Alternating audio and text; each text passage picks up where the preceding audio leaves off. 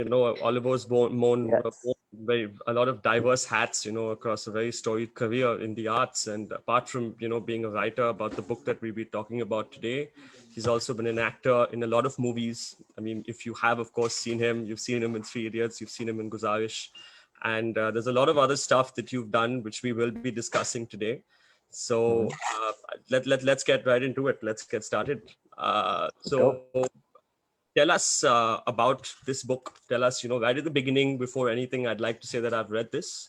And it was the first, like I said, we spoke about this a couple of days ago, Oliver and I. This was the first children's book that I've read in over a decade. And I had a lot of fun reading it.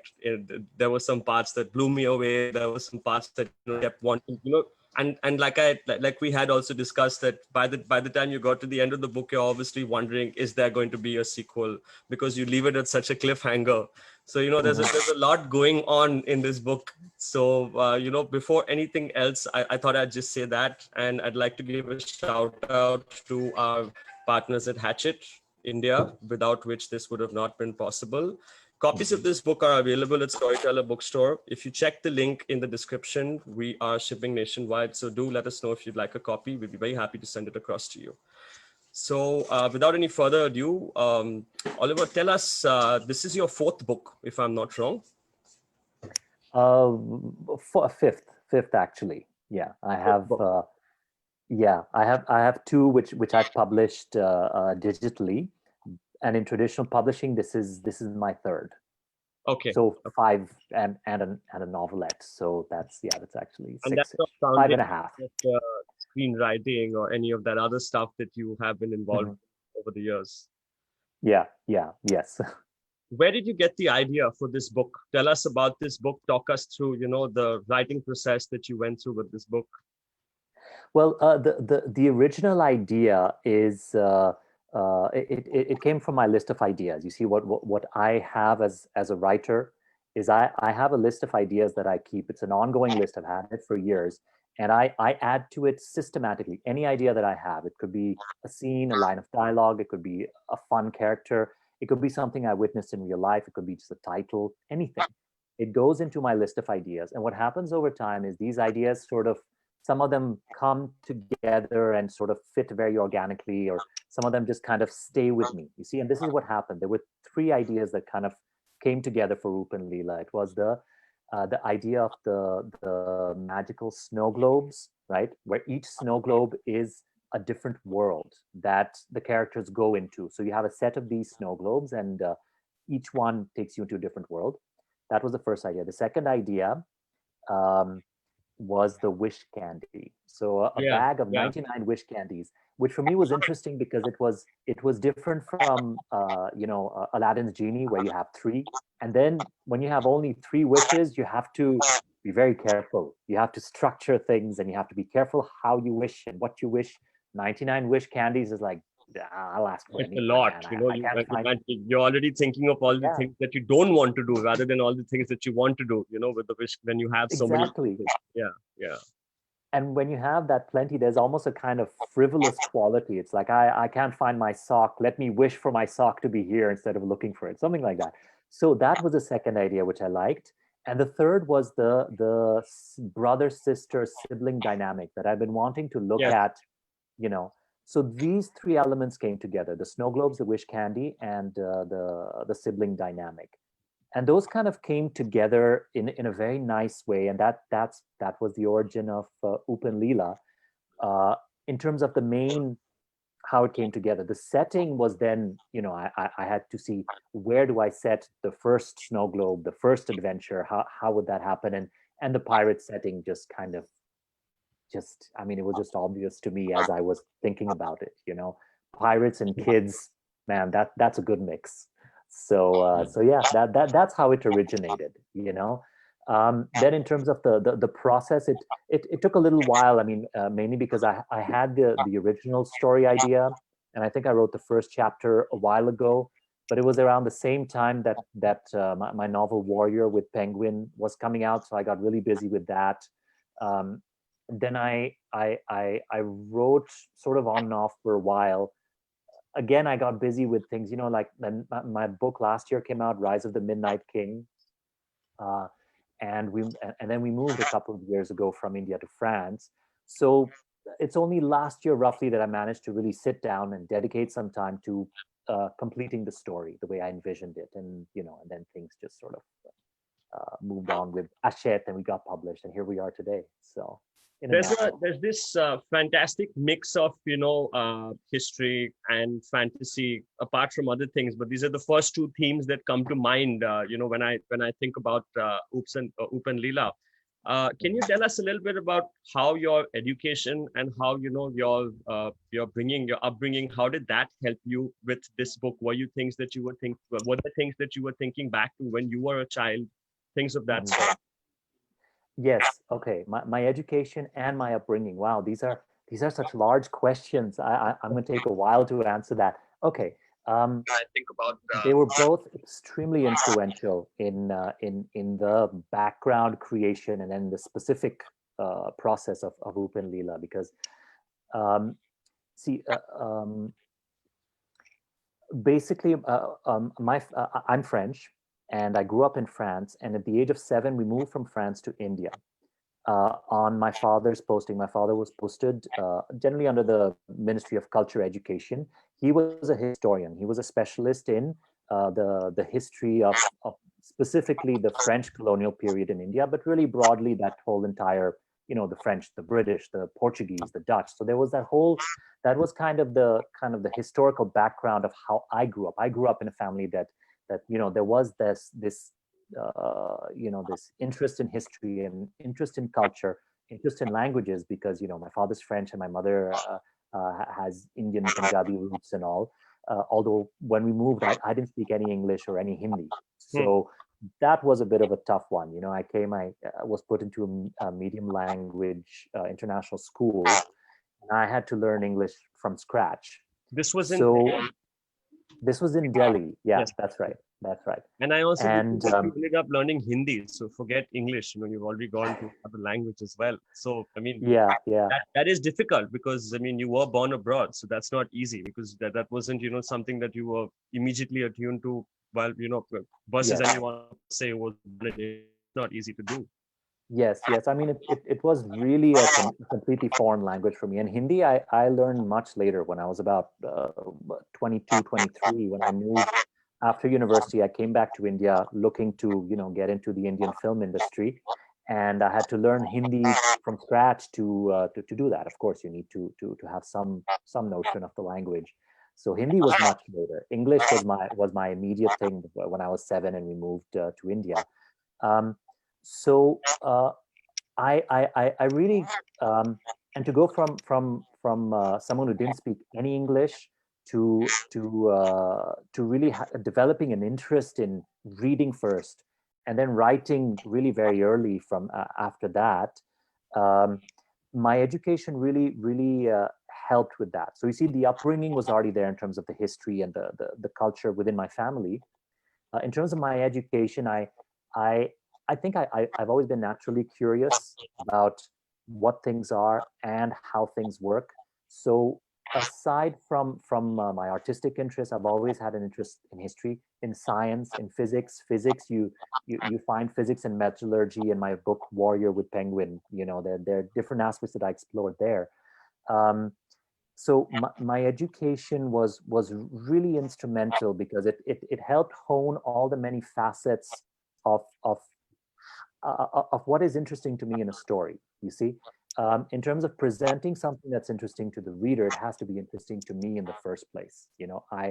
I wouldn't adventure into a subject that is of no interest to me, because the lack of interest will show. You're not, if you're interested in something, it's clear. You can see it. You know, and I was interested in the history of piracy, man. When I having grown up mainly in a Western kind of culture, I was familiar with the Caribbean pirates, mainly the European pirates broadly. I didn't know anything about the Asian pirates. So um, finding out about Kanoji Angre, who's I mean, what an incredible historical figure. He was the admiral of the Maratha Navy, right? and he went undefeated. He went up against the British, the Portuguese, the Dutch navies, the French navy. He never lost against them. He was called a pirate by the Europeans. He wasn't a pirate, but he was called a pirate by the Europeans because he was assaulting European ships.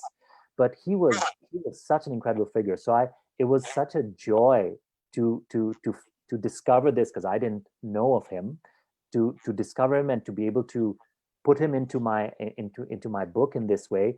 For me, it was an education through the writing, so to be able to present that, and if readers who also didn't know of him, and the Chinese pirates and different African pirates who are characters in the book as well, for them to discover that through the book, that's also a great joy. So, the next thing that would logically follow from this question is that you've got you've got things in peace. You've got a bit of inspiration from dad growing up at home, your education place. How did you decide to write for children? How did that come about? Because that's not something that you see common every day. When you meet a children's writer, the first thing you think is, oh, how did you get into that? Right.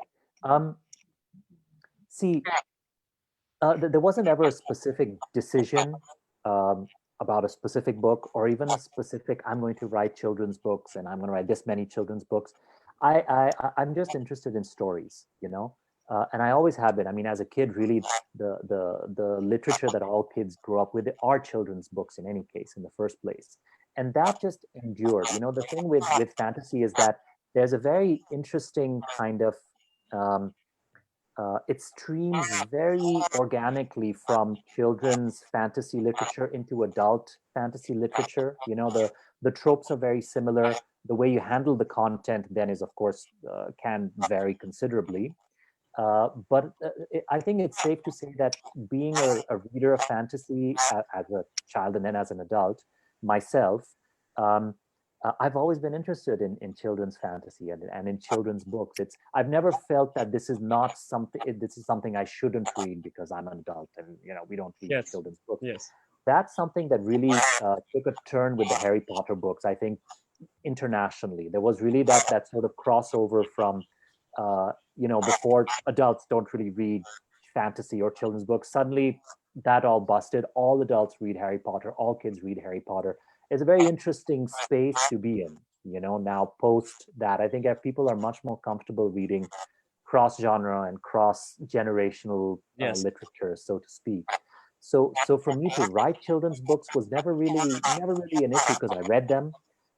And the story, like Lila, was very clearly children's fiction from the onset. Warrior, for example, was very clearly adult fantasy fiction. I mean, really young adult and older. It's a bit much for the younger readership. So that really kind of, it happens organically. There isn't a specific decision. Okay, I'm going to write specifically children's books that way. I think it's this flood of writing that one you keep at it, and then it just keeps it just floods down like a waterfall. The dam breaks, and you just keep Yeah. going. I think that's what it is. So Absolutely. having said that, when I was reading this, Mhm. now the difference is because I'm 27 and I'm reading a book that is meant for a child. That's meant for a much younger child. Therefore, I think what was a little different was how I was thinking of the book versus how a child would have thought of the book. So the one thought that did come to me and I wanted to ask about was that somewhere I get this feeling that somewhere in this writing, some of it was figments of your imagination as a child. So that, would you say that is true? And tell us a little bit about that. And Well, certainly in that, if I understand, you're asking me, are these ideas something that I had as a child that kind of stayed with me yeah, up until now? that Yeah. that that could have seeped into this book. I mean, there was something you might have thought of as a child. Okay, I mean, as children, we're always imagining different things. So was there something that maybe that has stayed with you over the years?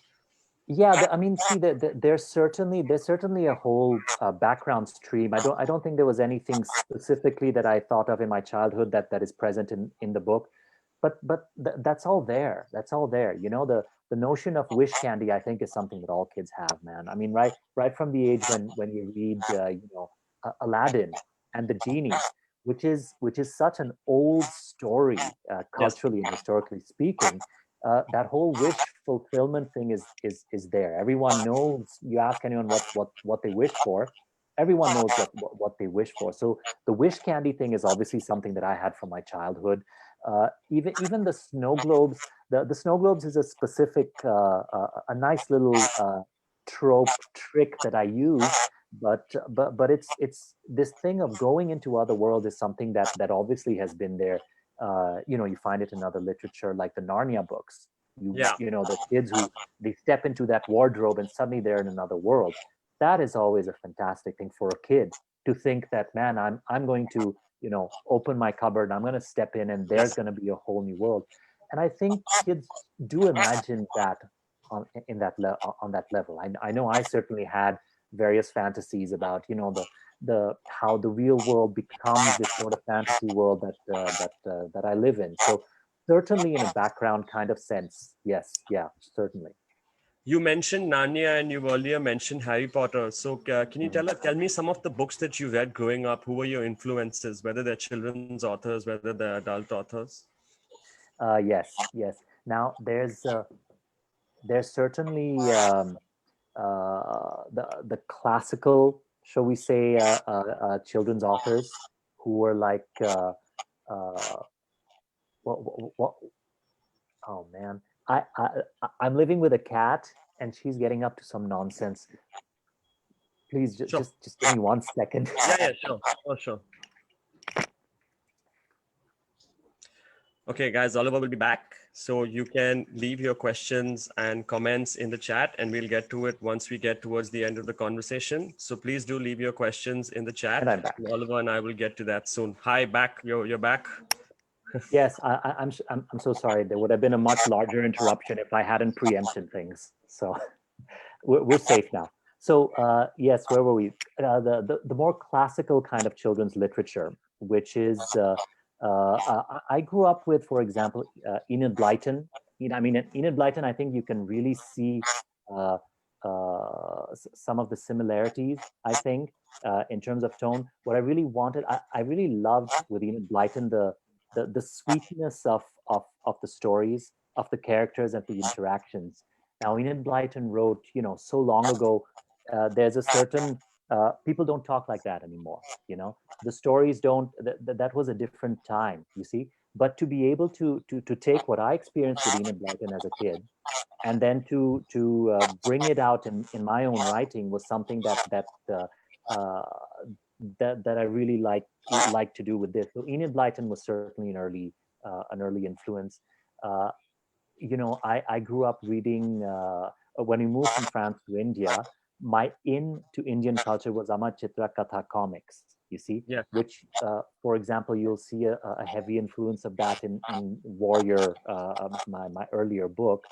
So Amachitra Katha comics in India, even Russian folk tales that I didn't have so much in France, but in India I sort of got introduced to them. So Baba Yaga and all those, because those are more available in India. You know, um, and then in terms of and then of course Jules Verne and all those who we talked about a couple of days ago as well, on the more Yes. classical end.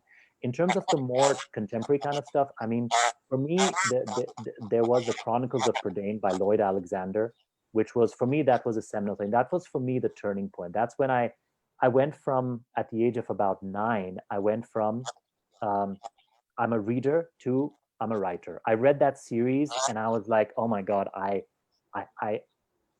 it did something alchemical to me where I'm like, I have to write. I have to write. I have my own stories to tell in me, you know?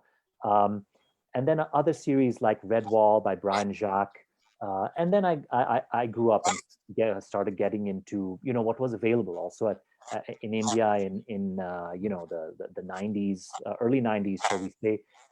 Fantasy books were not that readily available. You had your Tolkien in the market, you had Terry Brooks, you had maybe some Terry Pratchett, but it was slightly limited.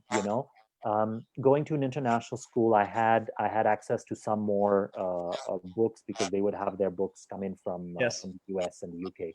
So Terry Brooks, I became more familiar with. Tad Williams, was epic. So these were some of the references, some of the influential, well, at least the authors that influenced me when I was very young. Okay. You've already spoken a bit about, the research that you did for this book and the historical Mm. context behind it. But tell us a little bit more about how one researches for a fantasy novel like this, and were pirates really that democratic? Because I've never read that before. Yes, they were. Yes, they were. The funny thing about piracy is that I think we think of pirates in popular culture as, they're these scruffy kind of Yes. bandits on the seas. A lot of the times, these were guys uh, who had escaped worse conditions. A lot of time, these were people who had been, really sort of press ganged and shanghaied Yes. into service to European navies.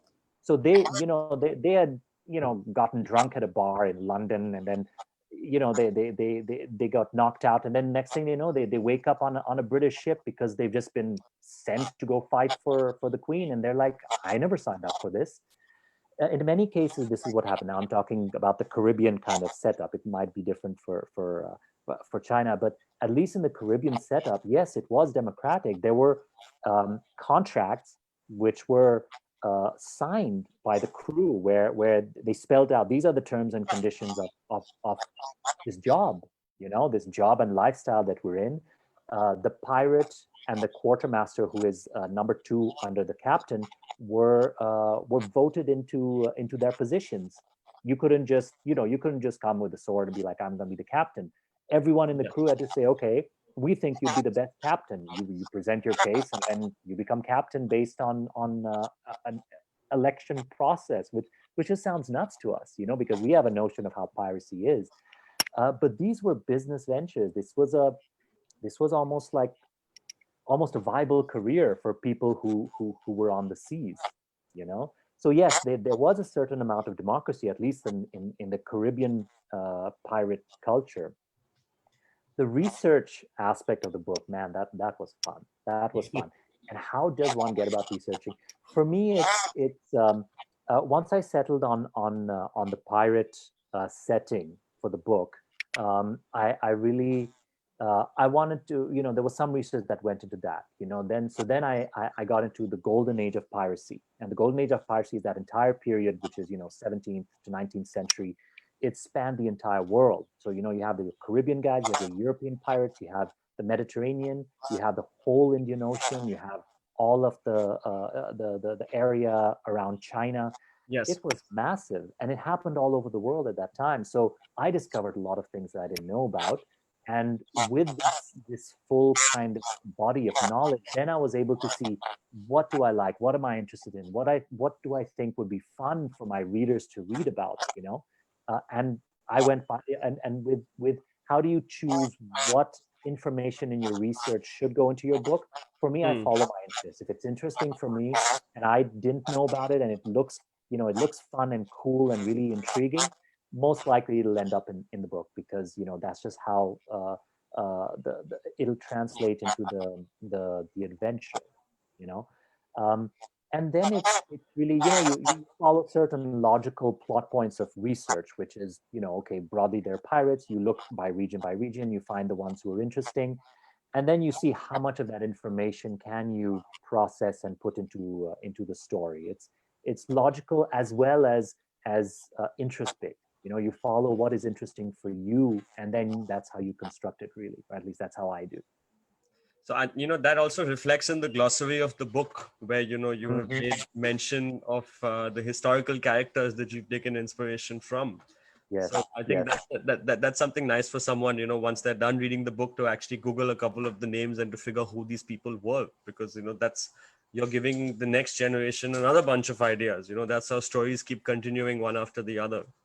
Yes, yes, and that was such a fun part of it. To once I hit upon the idea of pirates and setting it in a certain version of our world, to take the Indian Ocean and to twist it slightly, and then to rename all the different regions, Madagascar and the Indian kingdoms and Africa and Ethiopia and the European nations, to give them all that little nice twist that makes it seem new, but you still get a sense of what it is in our real world.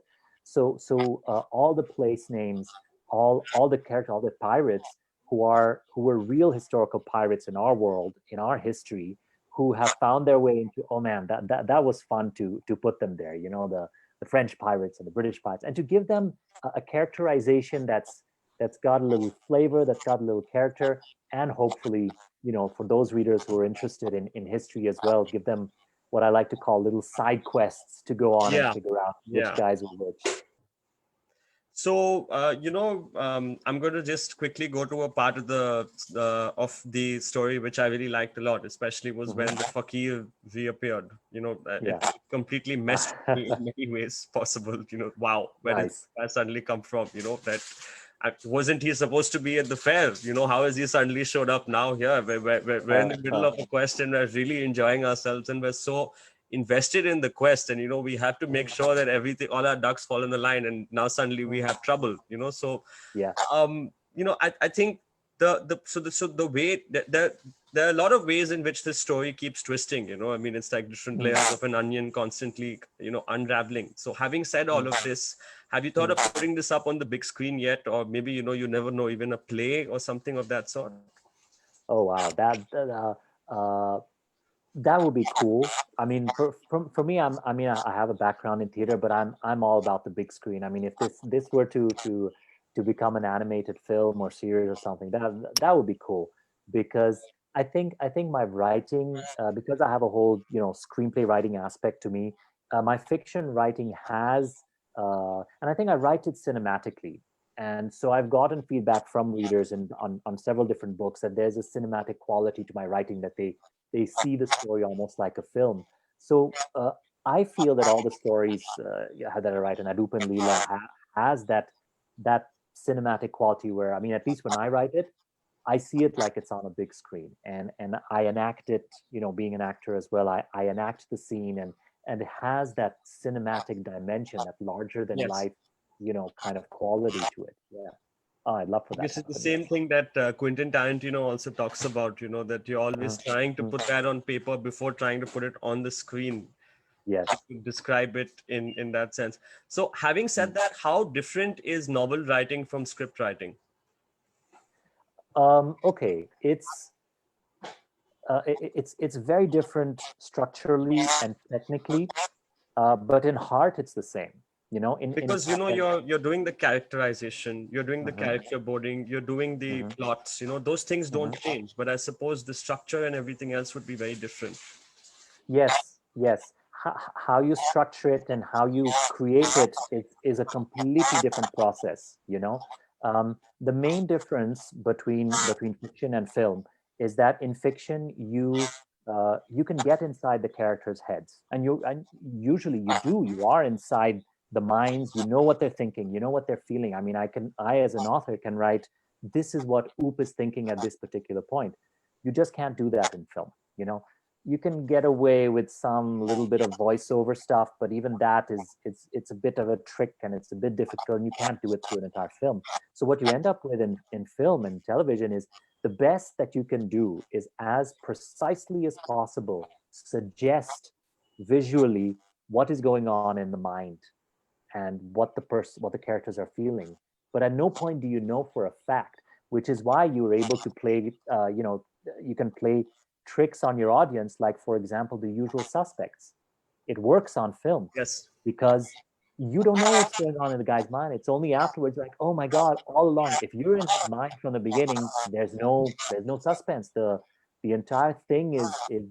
So that you can do with film, and that is one of the main differences in terms of how you approach the story as a story. You know, technically, then in terms of structure, it's a completely different deal, because you have to fit your film story in 1.5 to 2 hours. So when you think about that, you only have like about what, 20 20 30 main scenes. That's 20 30 kind of, then you have to fit them all together. They have to work in a thing. In a book, I mean, this is why Game of Thrones is such a huge series. You can't fit the entire Game of Thrones in one film. There's just too much stuff. There's too many characters, you know.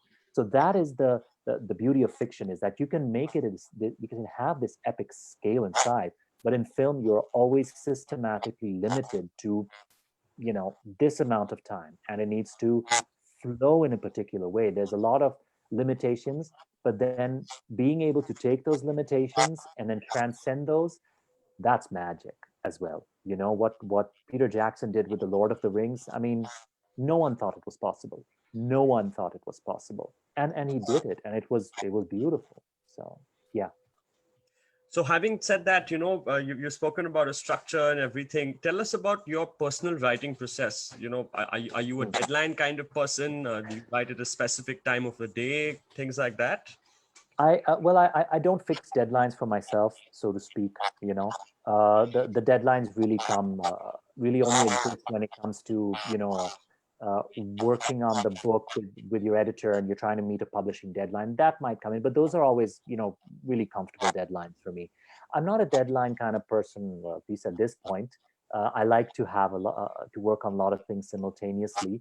Um, I'm When I get into a writing process, when I have a film or a book that I'm working on right now, then I tend to be rather dedicated, and then I can write for about, you know, 4 to 10 hours a day, depending on other things in my schedule, and that's usually, you know, morning to night, and I like to dedicate as much time as possible and connect the time as much as possible. It gets difficult if you write a bit and then you go, you know, work on something else for a couple of weeks and then try to come back and reconnect with it emotionally.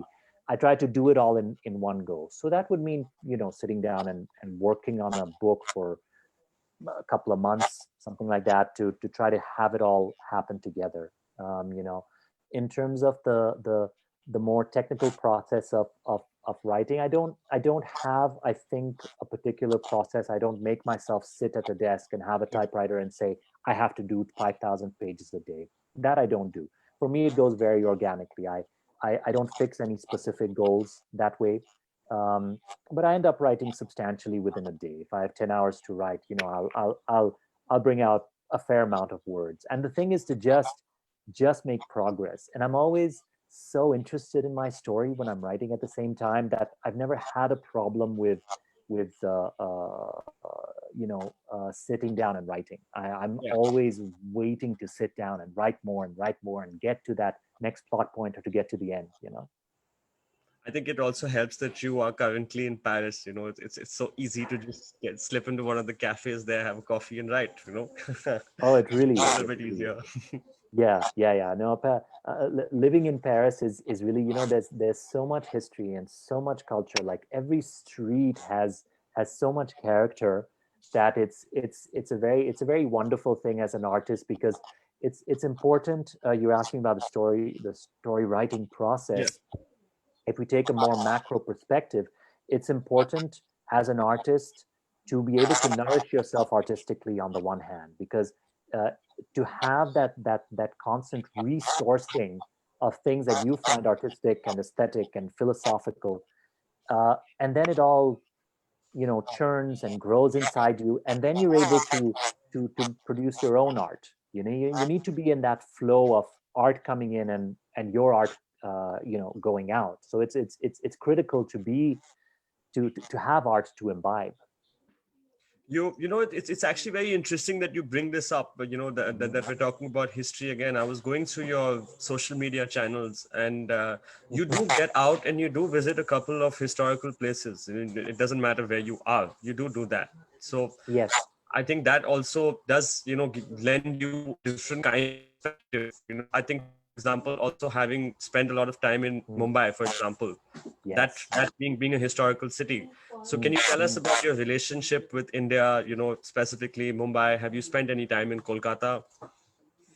Oh man, I haven't spent anywhere near enough time in Kolkata, for Okay. example. I mean, I've been through, I think, really only very few times on a shoot, uh, a couple of times. I love that place. I love that place. Whatever little I saw was just beautiful, you know. And I have and have had so many Bengali friends who told me about Kolkata. So I'd really love to go there again and properly and of course visit the bookstore and Thank you catch so up with much. you. We, You we, know, we'd love to have you here. yeah.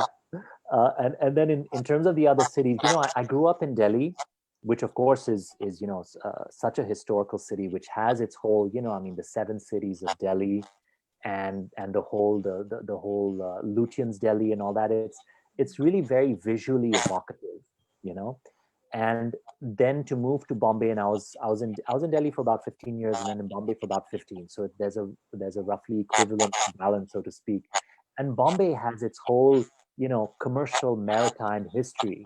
You know, even in Warrior, I wrote about the beginnings of Bombay before Bombay was Bombay, because before Bombay was Bombay, it was just seven islands sitting in the middle of Yes. nowhere, and it became a geographic, geopolitical, military interest because of where it was and how it was a bay in this Yes. particular configuration. And it just became, first a Portuguese outpost, then it was taken over by the British, and it's always kind of gone back and forth. So the history of Bombay has been fascinating. I mean, to go to the islands off Bombay, what are they called again? Elephanta. Elephanta was just Okay. amazing. And and have you been by any chance? No, I've not been there. I've read the Amar Oh Chitraratha. man, yes, yes. That's Because when you stand in front of that statue of Shiva yeah. and it's really it's his head. It's like it's a bust of Shiva. You're just blown away. You just sit there and you go, oh man, the the the vision to create something like that is just so astounding. To have that vision and then to execute it, and centuries later to come and to see, man, this is they executed their artistic vision. This was what was in their minds and in their hearts. It's such a fascinating thing. So Bombay really on that level was fascinating because it is also one of the cultural capitals, but arguably the largest cultural capital in cultural city in India in terms of cinema. Um, since it has that aspect, for me it was so interesting to see uh, because cinema is in many ways the modern expression of Indian culture and values. Cinema and television, of course, but cinema has that kind of it's considered in that very high kind of space. So and really, I'm familiar mainly with Hindi cinema, so I'm not that familiar with the other regional cinema. So I can speak only for the Bombay Hindi cinema kind of thing. It's just wonderful to see how it connects with the history and the people and the cultures, and what do they find interesting, and what are their aspirations for the future, and how do they take on modernity. So yes, living in Bombay was just a fascinating thing. So when do we see you in India next? I mean, that's a very hypothetical, rhetorical question to be asking at this point in general. Yeah. Unfortunately, there's no plan. There's no plan as of this date, especially with things being the way they are.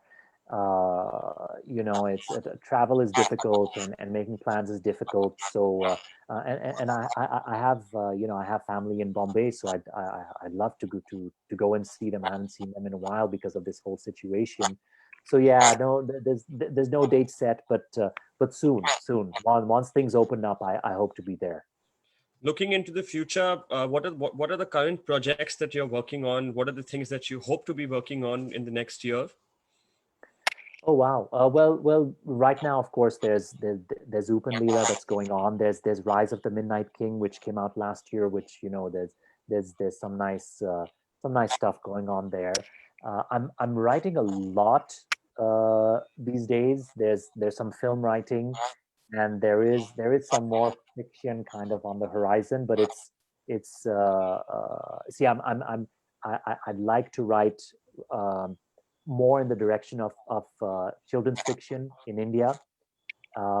But there is some other fiction that I'm considering doing, which will be a little more international, you know. Okay. And then acting wise, I acted most recently in a French TV show, Le Bureau de Légende, which is a very popular and critically acclaimed show. So that was a lot of fun. So that's the thing. There's so many things going on I'm just too excited about all these things that are happening. It's nice. It's nice. It's a Yeah. good place to be. Always a good place to be, be busy and have a lot of things going on at the same time. Yeah, yeah, it's a great place to be. It's like a bag of wish candy. You're like you don't know how many can I have, and it's fantastic. Would you term the bag of which wish candy a literary device because it keeps showing up, throughout the book? It's one thing that is sort of the decision maker that that keeps on and on going on throughout the book. Yeah, it certainly is. I mean, it's a literary device in terms of it's the way into the story. It's how the story starts. It's how the story ends, and it's there at every major thing. But at the same time, while being a literary device to help make the plot progress, it's also because of the whole wish fulfilling aspect. It's also the internal progression of the characters, to see what they wish for and how they wish. To plot that out, it parallels how the characters grow. So in the beginning, they're making these kind of, these wishes. I want to have a different pair of shoes, and Yes. I want, and then as they go along, the wishes become much more, and not just because there are fewer candies, which they still have a lot, but that's not the main reason. It's because they grow. It's because they become more refined with, what is it that I really wish for? Man, I wish for all the small things. I've given them to myself, and now that I've run through my sort of superficial wishes, what is it that I really want? And when you get to what is it that I really want, it actually implies, who am I really? you know because when you get to that, what is it that I want? What is it that I want? Not what is it that I sort of want to put in my mouth and want to sort of decorate Yes. myself with. It's, man, who am I? What do I fundamentally want? So that's very interesting. So yeah, there is that whole literary device thing in terms of the plot, but it's more fundamental than that for me. Okay, thank you so much for that. Before I open it up to questions from the floor, Hmm. I just wanted to ask you that if what advice would you give young writers, young children who aspire to be writers going forward? What advice can you give them from your literary journey so far? From my literary journey so far, um, it really be to follow your interests. um, it's you can't go wrong, like I was just saying about the wishes, and what you wish for and what you want tells you who you are. What you read tells you who you are. It's fantastic to shall we say, educate yourself, to read the classics, as well as what is in your contemporary space, what is considered the great literature in terms of children and adult. So it's great to read your Jules Verne, and it's great to read War and Peace. But if your interests go in a different direction, you have to follow your interests. So if you're interested in, a cricket adventure, read that and write that. Read other things as well, but go in the direction of your interests. It'll never fail you. Thanks for that. There's a question. There's actually a comment from Irani where she says that she liked the book very much, Open Lila, and Mhm. then she recognizes you. So she says you're a French author. You're even an actor. Yes, Mhm. it's just getting nice and excited. There's another Mhm. question from Irani. How did you feel when your first book was published? Oh my God! Wow. Well, look, to answer that fully, I have to contextualize it. I started writing when I was very young, meaning I was very young when I decided in my head that I'm going to write. I'm going to write stories that are going to get published. I was 9 years old. So when my book came out, it was like a long, long time that it was something that I really wanted to do, that I wished to do. And, I've been busy with so many other things, with acting, acting and screenwriting, that by the time it finally happened, it was such a wonderful feeling. It was, and again, uh, I can put words to it. I felt happy, I felt excited, but when you actually feel that, there aren't words that can describe it. There was such a sense of having completed uh, a certain having walked a certain path up until this point, and to have that book in my hand, to open, it was Warrior that came out in Penguin, and when I finally got that first copy and I opened it, I almost didn't know what I was feeling. It was that intense and that new, that it was really wonderful. So if that's what you're looking at, then I really wish that on you when it happens. Thank you for that. We have another comment from Chador. She joined us all the way. She thinks this is a very interesting conversation. Thank you very much for that. You can keep your questions coming. Nothing else so far. Yeah. So Oliver, do you have a message for us here at Kolkata? Anything that you'd like to leave us with? Any last thoughts before we wrap this up? Oh man, just be safe first of all, especially in these times. But man, just go out, read, and understand why are we reading? Why do we read? We read to connect with ourselves, but to connect with other people. Stories are about people connecting with other people. So when we read this, that's the whole point. It's great to read and then to go and meet your friends and to talk about it. This is what we do with film as well. We see films and we go and we talk about it. We get excited about it. So read, be excited about stories, be excited about living, and just have fun, really. Thank you so much for that. Thank you for your time. That was a great conversation. We actually, Thanks. like you said, we hope to host you in person as well at the store once That'd be a everything clears pleasure. up, and hopefully get our hands on some signed copies. So just to let our viewers know, Absolutely. you can click on the link which is in the description and get your copy of Up and Lila. Please make sure you pick this up. It's a great book. Do check it out. Thank you, Oliver. And we have a nice afternoon and a nice week ahead. Sorry, Thank weekend. you. Yeah, weekend. That's, yeah, we're there already.